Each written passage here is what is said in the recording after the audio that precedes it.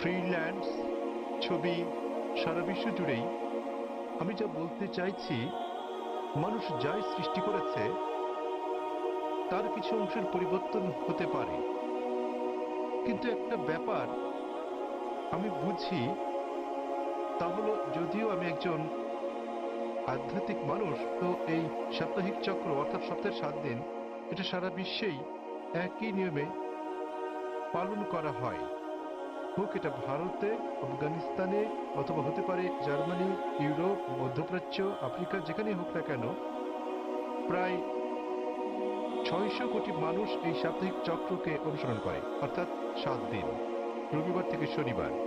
আমার মনে হয় ডাক্তার সাহেব, এই 7 দিনের সাপ্তাহিক চক্র কোনো মানুষের দ্বারা তৈরি হয়নি। আমি বুঝতে পেরেছি এই সাপ্তাহিক চক্র তৈরি হয়েছে সর্বশক্তিমান সৃষ্টিকর্তার হাতেই। আমি প্রশ্ন করতে চাই যে এই 7 দিনের চক্রের কথা কি কোনো ধর্মগ্রন্থে লেখা আছে?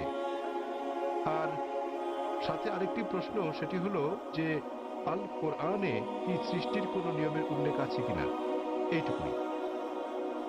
ভাই একটা প্রশ্ন করলেন যে মানুষ যখন কোনো কিছু আবিষ্কার করে, উদাহরণ হিসেবে আলেকজান্ডার গ্রাহাম বেলের টেলিফোন আবিষ্কারের কথা বলেছেন, কিন্তু সময়ের সাথে সাথে এটা বদলাতে থাকে, আর এখন আমরা মোবাইল ফোন ব্যবহার করছি যা অনেকটা ভিন্ন। এগুলো মানুষের সৃষ্টি, কিন্তু এই সাপ্তাহিক চক্র সারা পৃথিবীতে অনুসরণ করা হয়। এটা সর্বশক্তিমান আল্লাহর সৃষ্টি, সর্বশক্তিমান আল্লাহর সৃষ্টি, সেজন্য এটা সমগ্র পৃথিবীতে অনুসরণ করা হয়। তিনি জানতে চান যে এই পৃথিবীর এই আবিষ্কারের কথা কোরআনে অথবা আগের ধর্মগ্রন্থগুলোতে উল্লেখ আছে কি না। ভাই আপনাকে একটা কথা বলি, আমি আপনার সঙ্গে একমত। মানুষ যখন কোনো কিছু আবিষ্কার করে সেটার বিবর্তন হতে থাকে, উন্নতি হতে থাকে, শুধুমাত্র আল্লাহটা ছাড়া। আল্লাহ হলেন নিখুঁত, তিনি কিছু সৃষ্টি করলেন সেটা নিখুঁতভাবে সৃষ্টি করেন, অথবা তিনি ধাপে ধাপে এটাকে উন্মোচন করতে পারেন, কারণ সৃষ্টির জন্য তিনি যেটা সৃষ্টি করেছেন মানুষের জন্য তারা বুঝতে নাও পারে। উদাহরণস্বরূপ তিনি অনেক নবী পাঠিয়েছেন। প্রথম নবী ছিলেন আদম আলাইহিসসালাম, এবং তারপর অনেক নবী পাঠিয়েছেন, 1,24,000।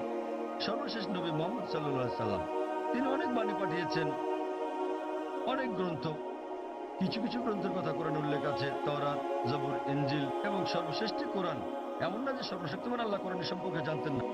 ওই সময় মানুষ সেই বার্তাটা গ্রহণ করার উপযুক্ত ছিল না, তাই মানুষের অনুধাবন ক্ষমতার উপর ভিত্তি করে তিনি একের পর এক গ্রন্থ পাঠিয়েছেন।